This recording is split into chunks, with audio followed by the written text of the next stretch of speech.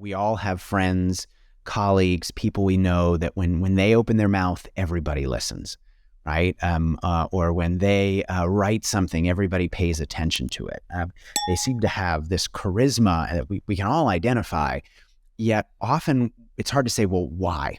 Right? Why are they this way? So if you look at great leaders, if you look at top-selling salespeople, if you look at startup founders that get a lot of attention, if you look at gurus, they often speak a particular way. They often have one particular thing in common. And as you said, they speak with a lot of certainty or a lot of confidence. And I'll give you an example. I don't want to get into politics here. Everyone's entitled to their beliefs, but I want to spend a minute talking about Donald Trump because I think he's an interesting example. You know, whether you like him or hate him, you can't deny that he's done a great job selling his ideas. If you like those ideas, you're happy about it. If you hate those ideas, you're angry about it. But something he is doing is making a lot of people listen to him and follow him. And so I think in situations like that, it's always wise to sort of peek under the curtain and go, what's working? What's working there? And so if you look at the language that he uses a lot of words, a class of words I would describe as definites. This will definitely work. Everyone agrees. This happens all the time. Anyone can see this. This is obvious. Always this works. Certainly, definitely. He speaks that this is just, it just is. It's going to happen. It is. There's no possiblies, maybes, buts. There's no what I would call hedges. And hedges are something that all of us do all the time.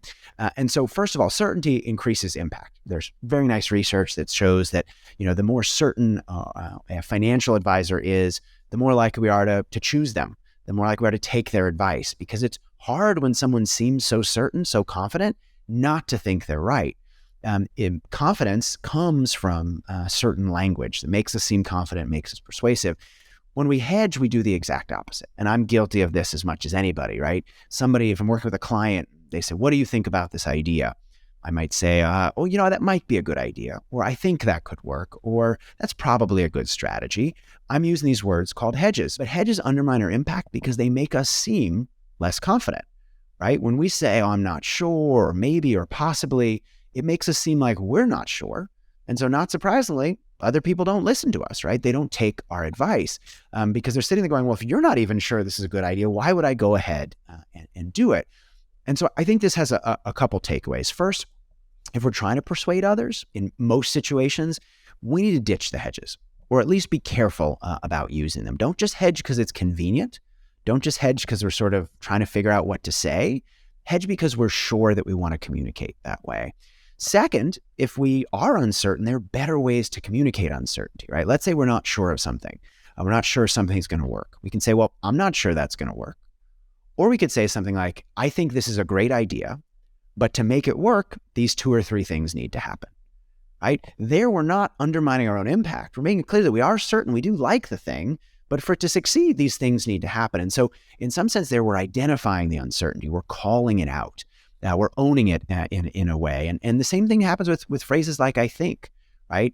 Saying it might work suggests it's uncertain. Saying I think at least suggests that I'm confident about it. It's not clear that it's going to happen, but I'm confident about it, which increases persuasion. And so we need to think about hedges and think about how we can be more confident in our language.